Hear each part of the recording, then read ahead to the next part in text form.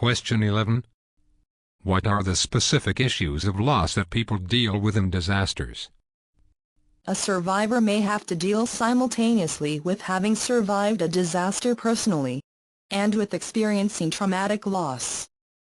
Often, uniquely troubling circumstances surround deaths that result from disaster. The death of others is probably the most significant and agonizing disaster that exists. When someone dies in a disaster, the condition of the body often becomes an added complication. Other disaster-specific issues arise when victims have perished in violent circumstances. Family members are left with many concerns and questions that may never be answered to their satisfaction. They are preoccupied with whether their loved one suffered in the moments before their death. They ponder whether it was quick or slow. Were they alone? Were they afraid?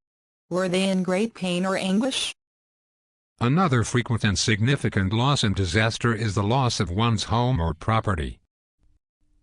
Destruction of someone's home means one being dislocated and dealing with the resulting consequences. Making do in temporary settings that are often overcrowded or marginal. Dealing with having to replace belongings. Relying on others for help. Experiencing changes in school or work. Having one's routine social and interpersonal network and habits disrupted. Question 12. What are some coping characteristics of bereavement? Immersion in the process of bereavement includes intense distress at separation. We yearn for a return of the dead, long for reunification, want those we loved not to be dead. One of the more common physical symptoms of deep grief is low energy. Anxiety and panic about how to cope alone may alternate with profound sorrow. Preoccupation with the deceased is common. Repression or avoidance of reminders of the loved one is common. A secret hope that the lost one will reappear. Things that symbolically link one to the deceased, called linking objects, take on special significance. One wears the deceased husband's shirt or daughter's wristwatch, especially if the body is not recovered. Those who are bereaved often dream vividly of seeing and being with the deceased. Question 13. One of the defining features of a disaster is the social context in which they occur. Explain. Survivors experience disasters and subsequent loss and grief in a community context. And the validation received through social support is important in the resolution of grief. The loss may be a very personal one, such as the death of a loved one. Or it may be a loss that is experienced either as a result of being part of the same event or through a process of identification. The primary level includes family members of the deceased. The secondary are those who are connected through work or dwell in the same locale. The tertiary survivors share significant social characteristics with the deceased, such as occupational or recreational traits. Question 14. The collective nature of a disaster also helps determine the external public response to the event. Explain. One of the defining features of disasters is the social context in which they occur. Survivors experience disasters and subsequent loss and grief in a community context. And the validation received through social support is important in the resolution of grief. Specific interventions are shaped by cultural, political, and socioeconomic factors. Americans have learned to expect a certain public response to shocking violence. Public grief has become part of the shared experience, especially on television. Question 15.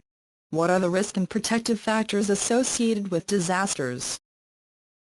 Risk factors are defined as empirically validated variables related to risk for long-term adjustment problems. These may be understood as factors or circumstances that contribute to the likelihood that exposure to traumatic events will have long-term, serious mental health consequences. On the other side of the equation, those factors that offer sufficient protection to endow survivors with a greater ability to cope with stress can be seen as resilience factors. What we call risk and resilience factors are also sometimes known as vulnerability or hazard, and protective or preventive factors, respectively. Question 16. What is the theory of resiliency with respect to trauma?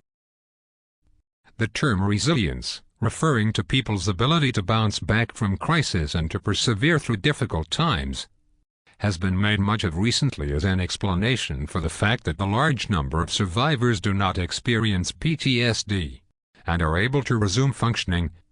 Related concepts include hardiness, a sense of self-coherence, and post-traumatic growth.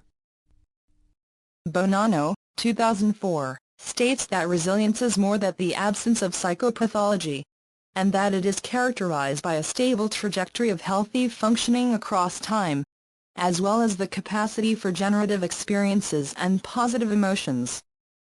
Question 17. What turns a stressor into a trauma is not the threat to life, rather a threat to one's image of the world. Explain. Shalev, 2004, calls this witnessing the unthinkable. Stressful events become traumatic when they include novel and incongruous experiences, such as exposure to extreme brutality, disfigured dead bodies, people jumping out of windows, or major loss. They tax the brain's mapping of reality. They defy internalized rules, expectations, and assumptions. Mental defeat means surrendering one's sense of personal agency. It extends beyond feelings of helplessness and racks the core of one's identity. Trauma has been defined as a cut into the soul, a wound that doesn't heal, a shattered soul. Question 18. What is the nature of existential reactions to disasters? People who survive a disaster often experience subsequent reactions of an existential nature, relating to issues of meaning, sense of self, and identity. Disasters penetrate the deepest core of a survivor's being, and massive readjustments in their lives occur depending on the extent of their resource loss. Traumatic stress has the potential to fragment a survivor's sense of self. When lives have been catapulted into an unexpected and seemingly foreign territory, issues of meaning-making gain prominence. Severe stressors lead to a reconfiguration of the self-schemas. After colossal mental and behavioral revisions, the survivor may wonder, "Who am I anyway?" Many turn to God in their search for meaning. Others gain a new understanding of their priorities. Question 19. List 3 concepts involved of rebuilding the self after the disaster.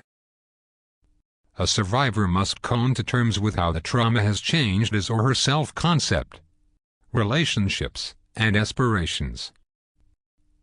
Tedeschi and Calhoun, 1995, list 3 broad categories of potential perceived benefits in connection with traumatic experience: changes in self-perception, changes in interpersonal relationships, and changes in philosophy of life.